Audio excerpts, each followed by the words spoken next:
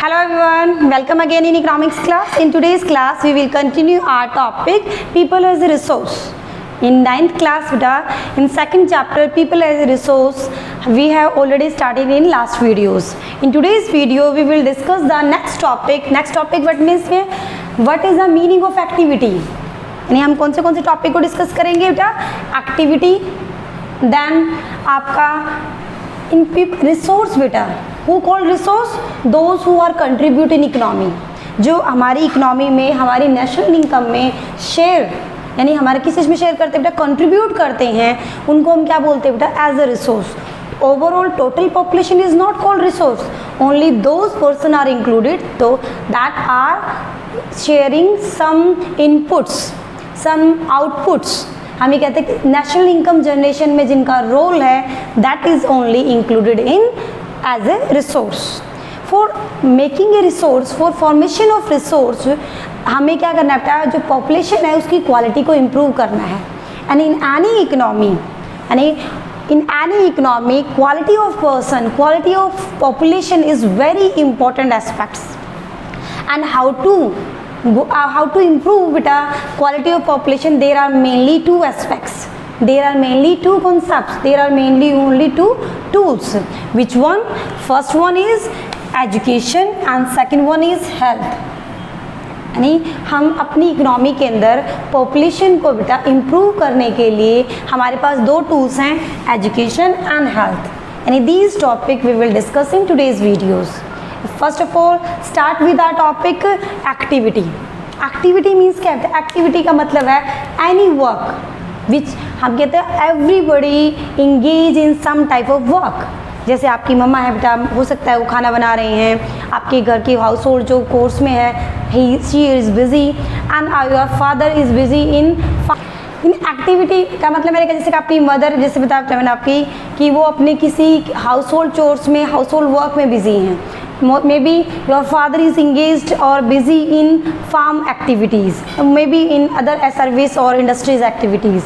यानी everyone engage in some type of work and that work maybe there are two motive. यानी everybody engage in work and जो work motive है बेटा it is also a categories in two way. Profit यानी money, आप जितने भी type के पूरा दिन में काम करते बेटा, या तो उसका मेन आपका मोटिव क्या रहेगा बेटा? अर्निंग द मनी, या फिर होता है बेटा सर्विस द सोसाइटी. तो इसी बेसिस पे हम इन एक्टिविटीज़ को दो कैटेगरीज में डिवाइड कर देते हैं. Which one? Economic and non economic बेटा. यानी एक्टिविटी का मतलब क्या है? एनी वर्क जो किया जाता है, the any work which can engage in to earn money और सर्विस. और इसी एक्टिविटी को हम दो पार्ट्स में डिवाइड करते हैं, इकोनॉमिक और नॉन इकोनॉमिक, या फिर बेटा मार्केट एंड नॉन मार्केट. ठीक है, एक्टिविटी का मतलब क्या? There are two type of activity, economic activity and non economic activity. Economic activity means क्या है कि इकोनॉमिक एक्टिविटी मीन्स है when you engage in work to earn money. When you engage in work to earn money, यानी पैसा कमाने के लिए आप जब वर्क करते हैं, that is called economic activity. ठीक है. और नॉन इकोनॉमिक का मतलब क्या है? इसका मेन मैंने क्या बताया बेटा? मनी. और जो आपका बेटा नॉन इकोनॉमिक एक्टिविटी है, these are completely these are active. कौन सी एक्टिविटी है? Those activity which main motive to serve the society, to serve society, या फिर हम बोल सकते हैं बेटा सेल्फ कंजम्पशन, कंजम्पशन या फिर सेल्फ सेटिस्फैक्शन.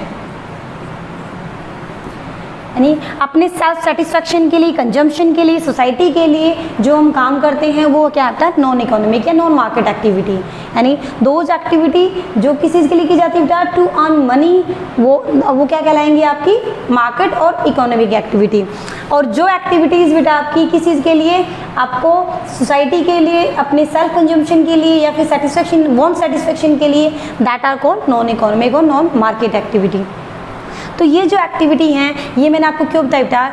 रिसोर्स का मतलब ही क्या है? पीपल को हम क्या मान रहे हैं? A factor of production, a factor of production, land, labour, capital, entrepreneurship. तो एंटरप्रेन्योरशिप पर जो labour rights comes from the people, और वो उनको हम किसी भी इकोनॉमी में बेटा पॉपुलेशन जो है उसको हमने लास्ट वीडियो में डिस्कस भी किया है।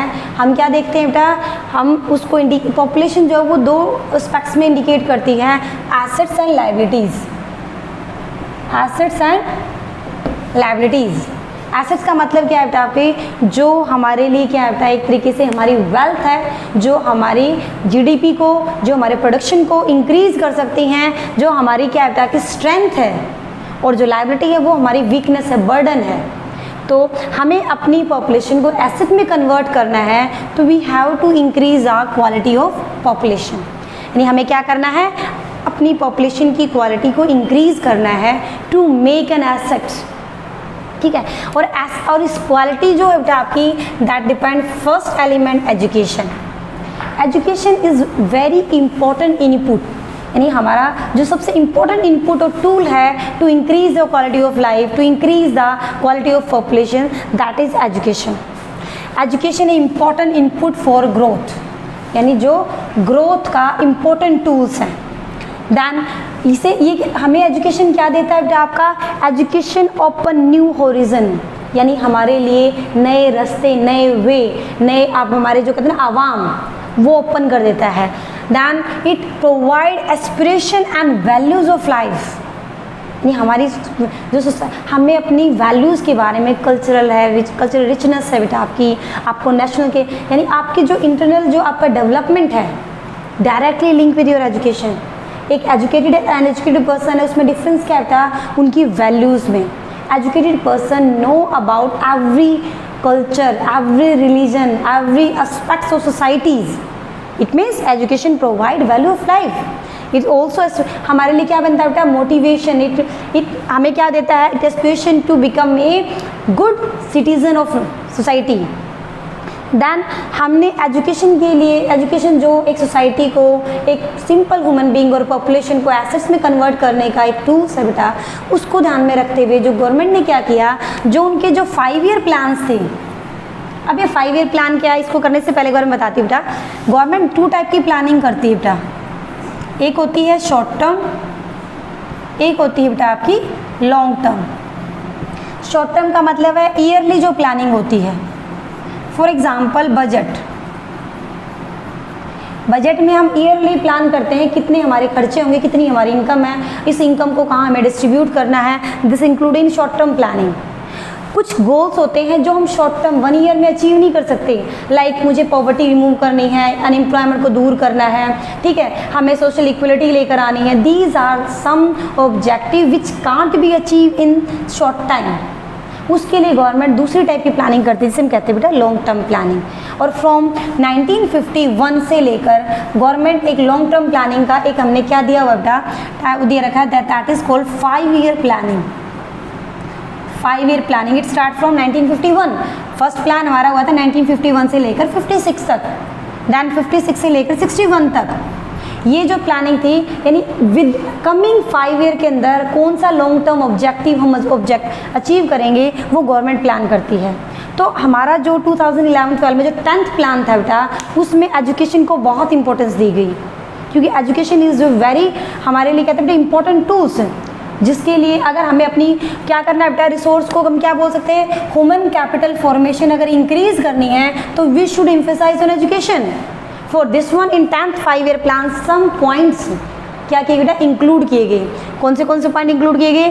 फर्स्ट प्लान आपके क्या कि आपके 10th ईयर प्लान में क्या चाहिए, इंक्रीज इनरोलमेंट इन एजुकेशन, यानी बच्चों के इनरोलमेंट की जो नंबर ऑफ इनरोलमेंट है उसको इंक्रीज करने का एक मोटिव बना गया।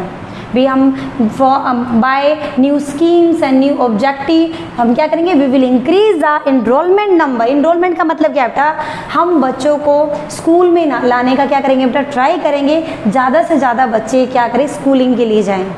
Not only schooling, in higher education also, यानी 28 to 23 जो एज होती है बेटा, उसको हम कहते हैं आपकी हायर एजुकेशन। हायर एजुकेशन मतलब कॉलेज एजुकेशन, ठीक है। सिर्फ स्कूल्स में ही नहीं, कॉलेजेस में, यानी स्कूलिंग करके बच्चे ड्रॉप ना करें, अपने स्कूल कॉलेज को भी पास आउट करें। ये सारा हमारा टारगेट फर्स्ट 10th प्लान में हमारा एजुकेशन रिलेटेड पहला प्लान क्या था बेटा कि to increase the involvement in education in primary level also, schooling level also, higher level also. ये हमारा फर्स्ट प्लान था।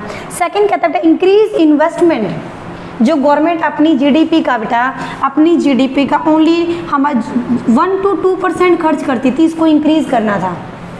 अब हमारी गवर्नमेंट 4% नियर अबाउट यानी डबल इंक्रीज करती है बेटा क्या अपनी इन्वेस्टमेंट को। ये कहते हैं जब 1951 के टाइम पे सिर्फ 151 करोड़ खर्च होता था और टोटल आउटले टोटल हमारा जो खर्च होता था जीडीपी का, जो आज हमारा क्या बेटा 37 यानी 3760 करोड़ रुपीज़ हमारे जो नॉर्मल जो हमारा किस चीज़ के लिए एजुकेशन पे इन्वेस्ट होता है इन 10th ईयर प्लान। तो ये हमारे क्या कि इन्वेस्टमेंट इंक्रीज करने, किस पे इन्वेस्टमेंट बेटा इन्वेस्टमेंट ऑन एजुकेशन। एजुकेशन में इन्वेस्टमेंट गवर्नमेंट कैसे करती है to open schools colleges appoint teachers बेटा आपके जो आपकी स्कीम्स है जो मिड डे मील इस टाइप के स्कीम्स वगैरह हैं इन पे जो खर्च होता है बेटा उसे क्या बोलेंगे इन्वेस्टमेंट ऑन एजुकेशन। ठीक है। आफ्टर दिस थर्ड ऑब्जेक्टिव क्या था जो 10th 5 ईयर प्लान में इंक्लूड किया बेटा गवर्नमेंट ने स्टार्ट किया बेटा न्यू एस्पिरेशन न्यू मैथड्स, हमारे नए एस्पेक्ट्स इंक्लूड किए गए लाइक डिस्टेंस एजुकेशन। कुछ बच्चे ऐसे थे जो काम के साथ एजुकेशन लेना चाहते थे, उसके लिए डिस्टेंस एजुकेशन स्टार्ट की गई। जैसे हमारे इंदिरा गांधी इग्नू यूनिवर्सिटीज़ ओपन की गई, सेम ऐसे ओपन बोर्ड या ओपन स्कूल्स ओपन किए गए आपके। तो IT education, informative technology, vocationalisation education, these type of education will start to increase the investment in education. Then last one बेटा लिटरेसी रेट, जो कम से आपका जब देश हमारा डिपेंडेंट हुआ था 1947 के टाइम पे 16 to 17% जो पॉपुलेशन थी वो क्या थी बेटा एजुकेटेड।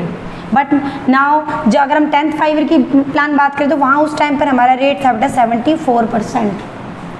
जो पॉपुलेशन हमें उसे क्या करना है लिटरेट करना है, उसको हमें क्या करना है बेटा एजुकेट करना है। तो ये हमारे सम कुछ आपके हाईलाइटेड पॉइंट थे बेटा जो 10th 5 ईयर प्लान में एजुकेशन से रिलेटेड इंक्लूड किए गए। दैन नेक्स्ट वन क्या बेटा कि एजुकेशन को मोर एम्फेसाइज करने के लिए गवर्नमेंट ने कुछ स्टेप्स भी लिए गए जो आपके एजुकेशन से ही रिलेटेड हैं। जो आपके मेनली जो स्टेप्स हैं बेटा कौन से हैं बेटा आपके फर्स्ट स्टेप है बेटा सर्व शिक्षा अभियान। सर्व शिक्षा अभियान ये SSA के नाम से भी बोल सकते हैं बेटा, SSA सर्व शिक्षा अभियान। कब स्टार्ट हुआ था बेटा ये 2010 में। किस लिए स्टार्ट किया गया था टू प्रोवाइड एलिमेंट्री एजुकेशन, यानी सर्व शिक्षा अभियान का मतलब एजुकेशन फॉर ऑल। कौन सी एज को इंक्लूड किया था बेटा 6 to 14 ईयर एज के जो बच्चे हैं सभी को शिक्षा मिलनी चाहिए। यानी एजुकेशन फॉर ऑल का मतलब है कि we should emphasise to educate to literate everyone, जिसको कौन सी कैटेगरी है within 6 to 14 year age वो हमारा बेटा किस और उस 6 to 14 ईयर की जो एज है बेटा उस एजुकेशन को हम क्या बोलते हैं एलिमेंट्री एजुकेशन प्राइमरी एजुकेशन। और ये हमें किस में इंक्लूड किया था SSA यानी Sarva Shiksha Abhiyan. It is started in 2010। Then बेटा सेकंड आपको पता है मिड डे मील, सभी सुनते हैं ना गवर्नमेंट स्कूल में आपके मिड डे मील की जो आपकी स्कीम्स है ये भी किस लिए स्टार्ट की गई कि बच्चे क्या करें बेटा स्कूल्स आएँ। क्योंकि क्या करते थे बच्चे क्योंकि पॉवर्टी के रीज़न की वजह से बेटा ड्यू टू सम आपके जो पर्सनल उनके एस्पेक्ट्स थे उसकी वजह से बच्चे स्कूल्स के लिए नहीं आते थे। तो उनकी हेल्थ को और उसकी न्यूट्रिशन उनकी जो हेल्थ जो पार्ट है बेटा उसको भी हम मेंटेन करने के लिए और बच्चे स्कूल्स की तरफ अपने कुछ और बहाने ना बनाए भी हमारे पास तो पॉवर्टी की वजह से हम नहीं बच्चों को भेज सकते, तो उसके लिए क्या स्टार्ट किया बेटा मिड डे मील। तो ऐसे ही कुछ और भी ऐसे पॉइंट्स थे बेटा जो एजुकेशन से रिलेटेड गवर्नमेंट ने time to time in 10th 5 year plan में बेटा कुछ और चीज़ें भी ऐड की गई लाइक नवोदय विद्यालय, आपके open schools, central school, model school. इनको क्यों ओपन किया गया to increase the standard of education in आपके रूरल सेक्टर और पुअर सोसाइटी के लिए। यानी जो बच्चे इंटेलिजेंट से लेकिन due to some reason like poverty they can't go in private sector यानी प्राइवेट स्कूल्स, तो उनके लिए इस टाइप के स्कूल्स खोले गए कि एजुकेशन का जो लेवल है वो इंक्रीज़ हो जाए बेटा। इसके बाद बेटा जो हेल्थ है ये सेकंड आपका पॉइंट्स है, सेकंड एस्पेक्ट्स है, सेकंड टूल है जो क्वालिटी ऑफ पॉपुलेशन को क्या करता है बेटा इंप्रूव करता है। हेल्थ का मतलब क्या है ये किसी चीज़ को हेल्प करता है। What are the benefits to focus on health aspects बेटा it help to increase the person to potential and ability to fight illness. कहते हैं कि एक आपके हेल्थ जो है it is second input which can give focus on human capital formation. आपका जो, क्योंकि जो हम हेल्थ है बेटा, हेल्थी पैड का मतलब है जब उनके हम बच्चे क्या नहीं होंगे, मल न्यूट्रिशन के शिकार नहीं होंगे, कुपोषण के शिकार नहीं होंगे, उनको हेल्थी लाइफस्टाइल मिलेगा, उनका जो लिविंग स्टैंडर्ड है, इनको जो आपका किसी के इलनेस से फाइट करने के लिए जो कैपेबिलिटी है, पोटेंशियलिटी है, वो इंक्रीज होगी, तो ऑटोमेटिकली हमारा जो बेटा रिसोर्स क्या होगा बेटा, पावरफुल होगा। यानी हमारा जो रिसोर्स है क्या बनेगा, एक हेल्दी पर्सन। हेल्दी पर्सन क्या बन सकता है बेटा, it become an assets for the economy. यानी इकोनॉमी के लिए क्या बनेगा, एसेट्स बनेगा, नॉट लाइबिलिटी। क्योंकि अगर एक हेल्दी पर्सन नहीं है, अनहेल्दी पर्सन है, दैट बिकम लाइबिलिटी। लाइबिलिटी का मतलब क्या है, जो इकोनॉमी पे क्या है बेटा, बर्डन है, और ये हमारी स्ट्रेंथ है। तो एज हेल्थ जो है वो किसी भी पर्सन को एसेट्स और लाइबिलिटी में बनाने में आपकी क्या करती है, हेल्प करती है। और एक हेल्थी पर्सन जो है उसकी कैपेबिलिटी और एफिशिएंसी हमारी क्या होती है बेटा, इंक्रीज होती है। तो जो सेकंड आपका टूल्स है दैट इज हेल्थ। ओके, देखिए एक बार और, अब इसका जो नेक्स्ट हम टॉपिक है हम इसी में डिस्कस करते हैं बेटा, दैट इज हम कौन सा बेटा आपका, अनएम्प्लॉयमेंट। जो नेक्स्ट टॉपिक है आपका unemployment, we will discuss in next videos.